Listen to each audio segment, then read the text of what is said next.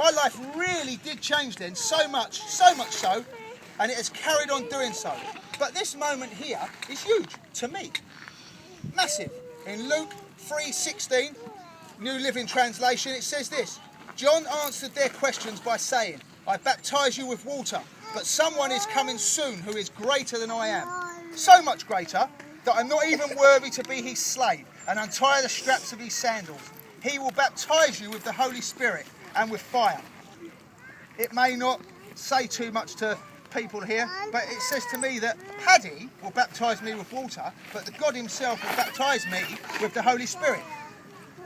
Jesus is looking at you lot too. I can feel it. He nudges me, and he nudges you, and he nudges me to tell you. A friend once said to me that Jesus has a gift for us, but you don't have to take it, but you can if you want. I decided to take it, and so can you. It's life-changing, but you've got to want it, and you've got to work at it. As I say quite a lot, every action really does have a reaction, and I'm being careful what action I spread. Remember the rules, spread the love. That's where I planned to finish my talk, and I promised Paddy that I wouldn't go off too much, so I stick to my promise. But this morning when I woke up, I just came with this. For years I was reading really good books. Those books, they were challenging, and they pulled holes in lots of faiths. And they were making me question loads of stuff in the Bible and making it sound rubbish. But God said this: it's not about knowing the Bible and trying to work out the Bible stories, because pretty much of you never will.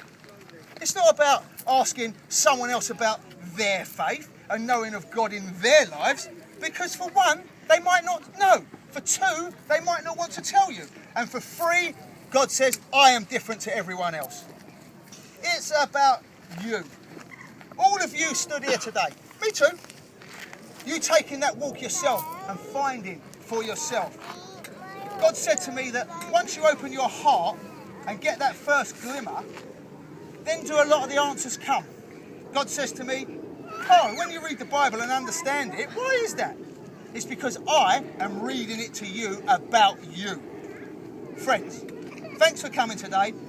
And it's not about me wanting to stand centre stage, but allowing Jesus to stand in the middle so that you can all see him work through me and work through all of you. I'm going to leave you with something that Karen said this morning. We keep getting the number 22 over and over. It's the 22nd today. It's meant to be 22 degrees, but it is in there.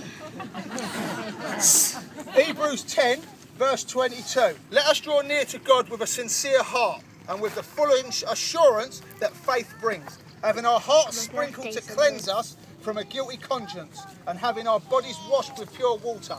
And that ain't pure water. Then in verse 39, but we do not belong to those who shrink back and are destroyed, but to those who have faith and are saved. You know what? You will never know in life when that hand might be offered to you. Will you take it? Will you take a gamble? Will you step out against all the odds? Now let's see how warm that water is.